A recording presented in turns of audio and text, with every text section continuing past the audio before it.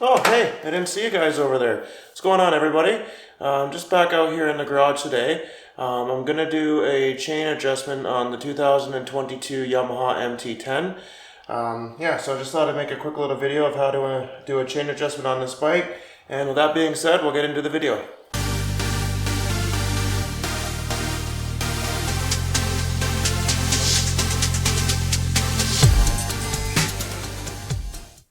Alright, so in order to do the chain adjustment on the bike, you're going to need a 32 mil socket for the rear axle nut.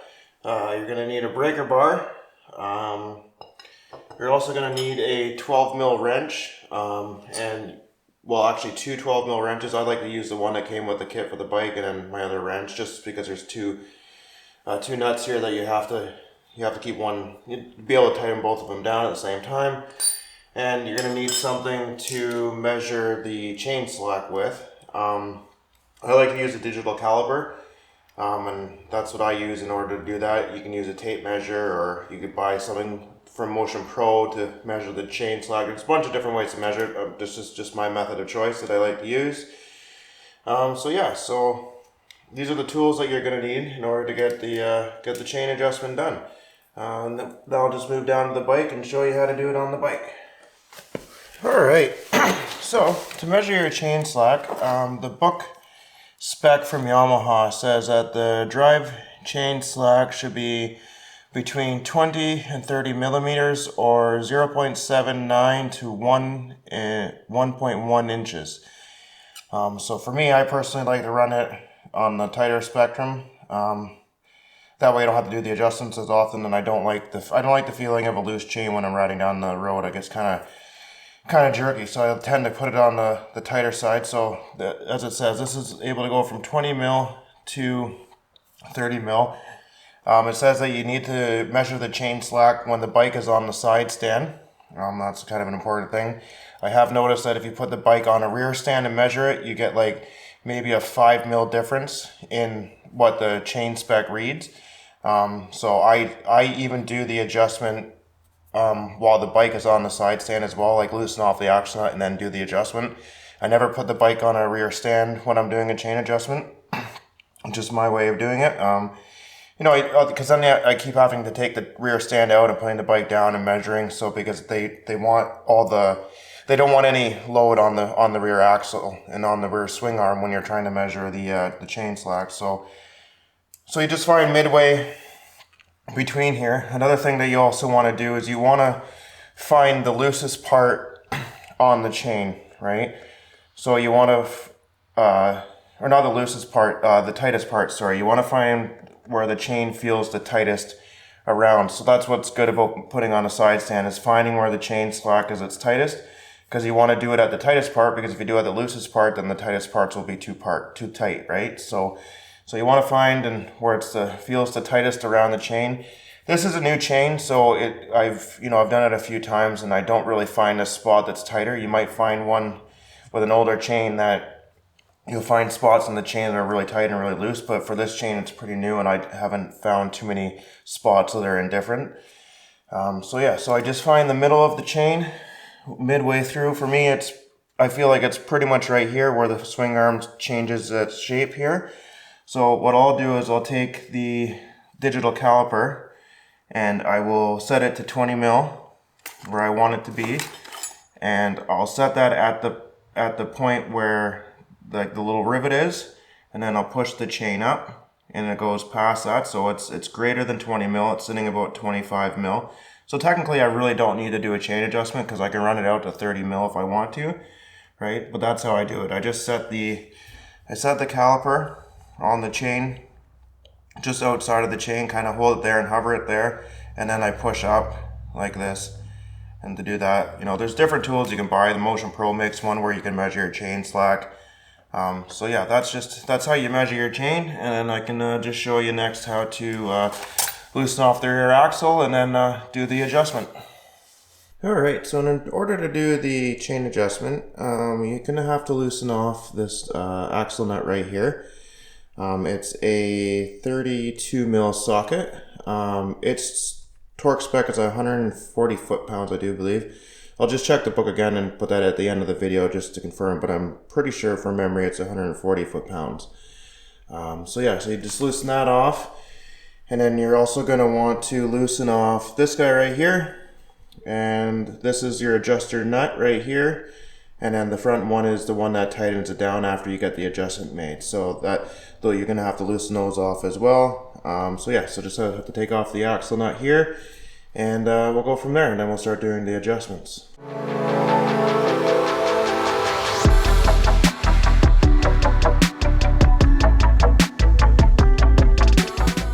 Alright, I got the axle nut loose. You don't have to loosen it right off, it just has to be loose enough so it can come off. So you don't have to take the nut completely off. Just loose enough so that the adjuster blocks can slide back and forth. And then we'll go on to the other side and we'll do the first adjustment on the other side. Alright, now that we got the axle nut loose, we can working on the chain adjustment. There's a nut here that you have to get loose in order to be able to move the adjuster nut. So you just have to loosen this guy off right here and just put that back a little bit. Next thing you have to do is this is your adjuster nut right here, or adjuster bolt. Yeah, it looks like a nut or a bolt. And so I take a quick little measurement and see where my slack's at. It's at just over 20 mil, just like it was before. In order to make the slack tighter, you have to turn this nut that's right here closest to the axle block, and that pushes the rear axle to the back. And on this side you have to rotate it down, and then that makes the chain get tighter. I don't know if you could have seen that on video or not, but the chain moved a little tiny bit, right? So you just check your slack again, and that tiny little movement that I did there put it pretty much right in the spec. Little tiny movement on this guy right here goes a long way. So you have to fiddle with a bit. If you do end up having to go backwards and do that, you'll have to find yourself, giving the back of a tire a little bit of a smack in order to get everything to move back into place. And then that's when you're going to tighten it up with this. So it's a good thing to do even after just doing a movement. Just give the back of the tire a little bit of a smack, and that allows everything to kind of come back. Especially if you loosen off this to make it come back in, then you definitely have to do that. Especially with the tire being not on a side stand, or on a side stand and actually touching the ground. So yeah, the chain spec on this side's good. So what you can do now is you can tighten up this nut right here, the one that tightens everything down and keeps it all tight and stops it from moving. So you want to tighten that one down, but at the same time you have to hold the other one like this so that it doesn't move, right? So that's what you need the 2 wrenches for. And then you just tighten that guy down good and tight. And what I like to do is I like to use a ruler. You have your markings on here, and what you can do is I just like to do that and put it right there and look at what the measurement is. So I got like 3 centimeters from the block to the back of the axle, or the back of the swing arm. So I'm just going to go over to the other side and do the exact same process, moving this axle block back so that this side and that side are in alignment, and then that means that your tire is in alignment as well. So I just use this little ruler and I see, okay, that's at 3 centimeters roughly, or you can just use the little tiny marks that they gave you. I find this to be a little bit more accurate, so that's why I choose to use this. I like it to be really accurate, but this is, these serve their purpose and they work just fine. So that being said, I'm going to go over to the other side and make the adjustment over there as well. Alright, well, on the other side of the swing arm, it's the exact same process. You have to adjust this axle block to the same marking on the other side. This time was very, very little movement, so like the amount that this has to move is so tiny. But yeah, you have to make sure that both sides are equal. So in order to loosen off on this side, I think, oh, that one's on there tight. You want to loosen that guy off right there, and then I think, yeah, it's the same direction, so it's up on this side. I always get messed up on which way to turn it. So as I said, I wanted to move the axle block back 3 centimeters to 3 centimeters to match the other side, and it's like maybe a mil off on this side. It's hard to say how much it's off, but it's off a tiny amount. So I just want to move this back until that is at the exact same spot. You know, about the same amount of movement that I did on the other side is the same amount of movement that had to happen on this side. So, and then you can just confirm with your markings on this side, and they look to be just about the same. And on the other side, it was just over the third line, and it's just over the third line here now. So, and now all you're gonna do is you want to take this nut here and tighten it down. Take your other 12 mil to hold this bolt right here, so that way that when you tighten this down, it doesn't rotate.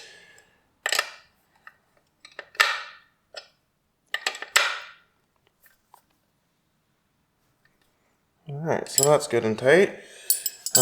Now all you want to do is you want to tighten up your axle nut, and I believe that it's 140 foot-pounds. I'm just gonna, before I actually tighten it down, I'm just gonna check the book. That way I'm not lying to you. But if my memory serves me right, it's 140 foot-pounds. Alright, so now that we got both sides adjusted equally, all we have to do is tighten down the rear axle nut here. I confirmed in the book that it is in fact 140 foot-pounds. Seems like a lot, but that's what the book says, so I go off of that. You know, I've told people that a few times, and they're like, wow, that's, like, especially one of my buddies that's a motorcycle mechanic, he's like, that's so high, but like that's what the book says, and that's what I do. You know, the engineers at Yamaha know what they're doing, so I trust them. So yeah, so I just need to tighten that down to 140 foot-pounds, and then that's how you do a chain adjustment on the 2022 MT10. I had a 2019 Yamaha MT10 as well, and the specs and the process for this was exactly the same. So I'm sure that through the whole lineup of the MT10 lineup, it's the same. And the concepts of doing this are pretty much identical for every single motorcycle. You know, just always remember to go back into your user manual of your bike to be able to get your torque specs and how they want you to check the chain adjustment and all those types of things. The book has a lot of valuable information in it, and you want to do it to what that book says, because I mean, it's a motorcycle. You want to do things as safe as possible. So especially with your axle nut, you want to make sure that they're always, you know, torqued down a spec. And also these adjusters, also you need to make sure that these adjusters are tight, because that's highly important as well. You know, loose bolts on a motorcycle equals a bad day. So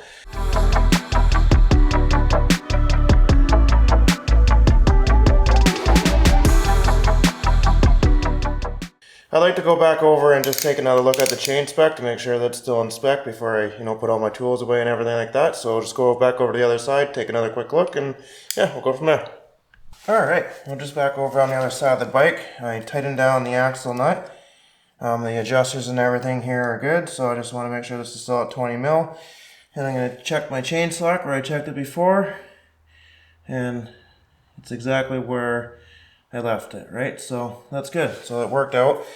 You know, sometimes it takes a little bit of tinkering around to do this, but you'll eventually get it. Yeah, so just remember, always use your specs in your book and how they want you to check your chain slack, your torque specs and everything like that. They even have a torque spec on these guys, but I mean, just, you know, wrench tight has always worked for me. So yeah.